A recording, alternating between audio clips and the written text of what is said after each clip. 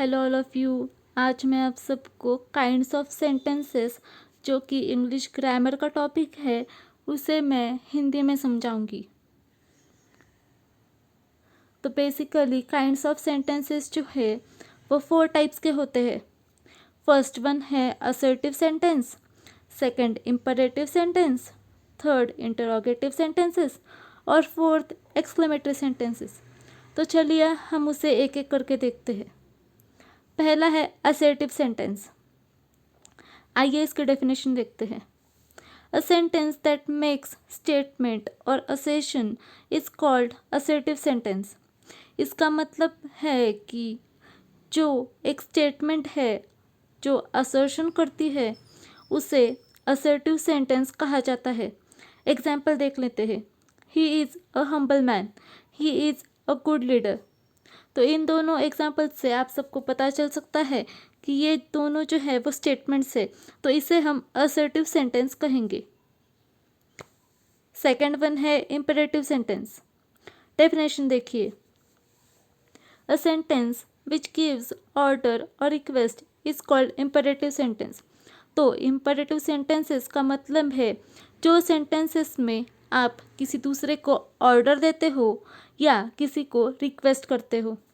Example देखिए पहला वाला, ओपन द डोर यानी दरवाज़ा खोलो। तो आप किसी दूसरे को दरवाज़ा खोलने के लिए कह रहे हैं, इसीलिए ये ऑर्डर है।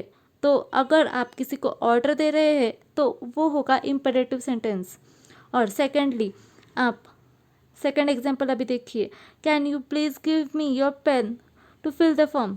तो आप किसी और से मदद मांग रहे हैं या किसी को रिक्वेस्ट कर रहे हैं कि क्या आप मुझे अपना पेन दे सकते हैं ताकि मैं फॉर्म भर सकूं। तो इसे हम रिक्वेस्ट कहते हैं।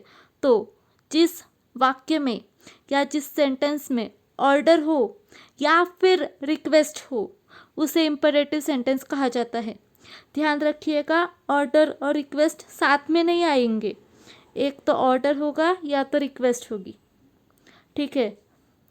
थर्ड वन है इंटरोगेटिव सेंटेंस। डेफिनेशन देखते हैं। A sentence in which question is asked is called interrogative sentence. तो देखिए इंटरोगेटिव वाक्य या सेंटेंस उस सेंटेंसेस को बोलते हैं जिसमें हम दूसरों को सवाल पूछते हैं। सवाल पूछना मतलब इंटरोगेटिव सेंटेंस का भाग है। Example, where do you stay, आप कहाँ रहते हैं।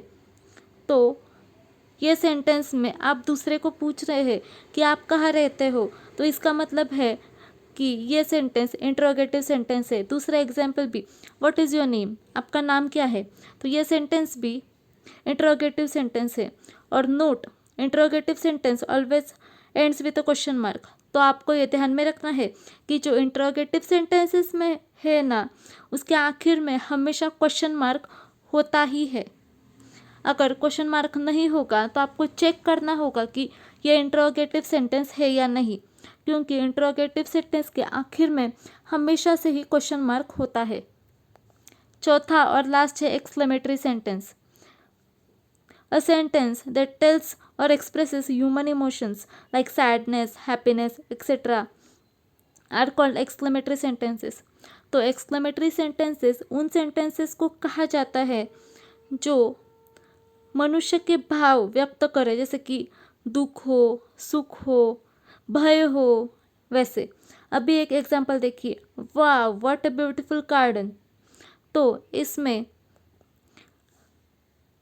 इसमें आप देख सकते हैं कि एक मनुष्य है वो खुश हो रहा है अंदर से और वाव ऐसा बोल रहा है, तो वो हैप्पीनेस के लिए दर्शाया जाता है। तो वो एक्सक्लेमेशन है वाव, और उसके आगे एक्सक्लेमेटरी मार्क भी दिया हुआ है, तो इसलिए वो एक्सक्लेमेटरी सेंटेंस हो गया है। और देखिए नेक्स्ट एग्जांपल देखिए, oh your team lost the match, मतलब एक टीम है जिसने मैच हार दी है, तो इसलिए दुख की भावना व्यक्त हो रही है, तो हम उन्हें एक्सक्लेमेटरी सेंटेंसेस कह सकते हैं।